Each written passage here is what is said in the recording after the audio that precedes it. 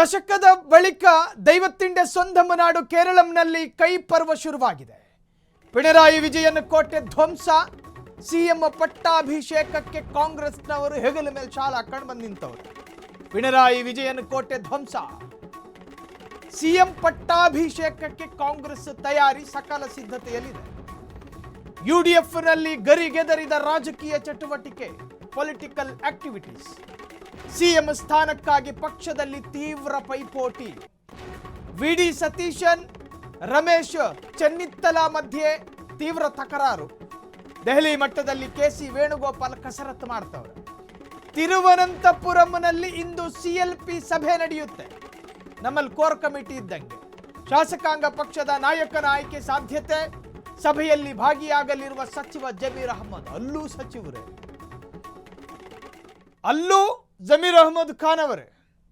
ಕಾರಣ ಏನು ಅಂತ ಕೇಳಿದ್ರೆ, ಯುಡಿಎಫ್ ಪಕ್ಷವನ್ನ ಗೆಲ್ಲಿಸಿಕೊಂಡು ಬಾಪ ಅಂತ ಹೇಳಿ ಹೈಕಮಾಂಡ್ ನಾಯಕರು ಬಿಜೆಡ್ ಜಮೀರ್ ಅಹ್ಮದ್ ಖಾನ್ ಅವರ ಬೆನ್ನಿಗೆ ಎರಡು ಬಡದು ಕಳಿಸಿದ್ರು, ಹೋಗಿ ಗೆಲ್ಲಿಸ್ಕೊಂಡು ಬಾ ಅಂತ.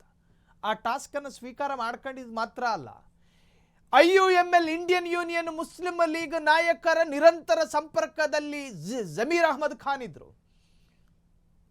ಎಡರಂಗ ಅಂದ್ರೆ ಅಲ್ಲಿನ ಕಮ್ಯುನಿಸ್ಟ್ ಪಕ್ಷವೂ ಕೂಡ ಖಟ್ಟರ್ ಎಡಪಂಥೀಯವಾದವೆ. ಆದರೂ ಕೂಡ UDF ಮತ ವಿಭಜನೆ ಆಗೋದಂತೆ ತಡೆದ್ರು ಬಿಜೆಡ್ ಜಮೀರ್ ಅಹ್ಮದ್ ಖಾನ್.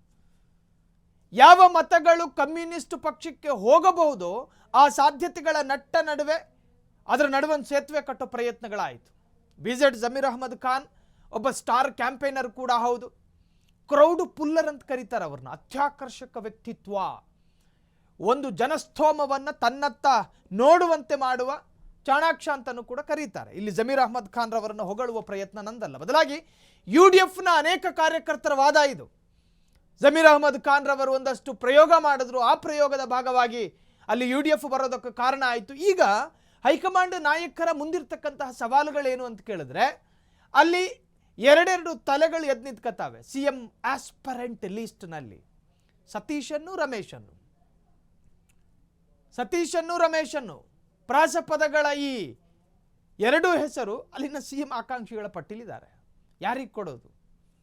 ವೇಣುಗೋಪಾಲ್ ತಲೆ ಚೆಚ್ಕೊಳ್ಳೋದೊಂದು ಬಾಕಿ. ಅತಿ ದೊಡ್ಡ ಹಾರಿಬಲ್ ಚಾಲೆಂಜ್ ಇದು. ಕೊನೆಯದಾಗ ಅಲ್ಲಿನ ಕಾರ್ಯಕರ್ತರು ವೇಣುಗೋಪಾಲ್ ಅವರೇ ಸಿಎಂ ಆಗಲಿ ಅನ್ನೋ ಆಸೆಯನ್ನು ಕೂಡ ವ್ಯಕ್ತಪಡಿಸಿದ್ರು. ಮನಸ್ಸಿನಲ್ಲಿ ಕಲ್ಪನೆನೇ ಇಲ್ಲದಂತಹ ವೇಣುಗೋಪಾಲು ಈ ತರಹದ್ದೊಂದು ಹಿಂಟು ಹೃದಯಕ್ಕೆ ಬಿದ್ದಾಗ ನಾನಾದರೆ ತಪ್ಪೇನು ಅನ್ನೋ ಅರ್ಥಕ್ಕೂ ಅವರು ಬಂದರು.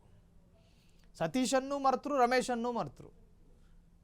ನಾನಾದರೆ ತಪ್ಪೇನು ಅನ್ನೋ ಹಂತಕ್ಕೆ ಬಂದಿದೆ. ಈಗ UDF ಸರಳ ರೂಪದಲ್ಲಿ ಗೆದ್ದಿದೆಯಾದರೂ ಕೂಡ ಸರ್ಕಾರ ರಚನೆ ಮಾಡೋ ಸಂದರ್ಭದಲ್ಲಿ ಯಾವ ತಲೆಗೆ ಅಭಯ ಕೊಡೋದು, ಯಾವ ತಲೆಗೆ ಸಿಎಂ ಪಟ್ಟ ಕೊಡೋದು ಅನ್ನೋ ಮಹಾ ಟೆನ್ಷನ್ಗೆ ಒಳಪಟ್ಟಿದೆ. ಇದು ಇವತ್ತು ಒಂದು ತಾರ್ಕಿಕ ಉತ್ತರ ಸಿಗುತ್ತೆ ಅನ್ನೋ ಅಭಿಪ್ರಾಯದಲ್ಲಿ ನಾವಿಲ್ಲ. ಇದು ಸುದೀರ್ಘವಾಗಿ ನಡೀಬಹುದು. ಕೇರಳದ ಕಾಂಗ್ರೆಸ್ಸಿನ ಸಿಎಂ ಆಸ್ಪರೆಂಟ್ಗಳಲ್ಲಿ ಹೊಂದಾಣಿಕೆ ಇದೆ ಅನ್ನೋ ಅಭಿಪ್ರಾಯ ನಮಗಿಲ್ಲ. ತರ್ಕಕ್ಕೆ ಕಾರಣ ಆಗಬಹುದು, ಸುದೀರ್ಘವಾದ ಮಂಡನೆಗೂ ಇದು ಅವಕಾಶ ಮಾಡಿಕೊಡಬಹುದು.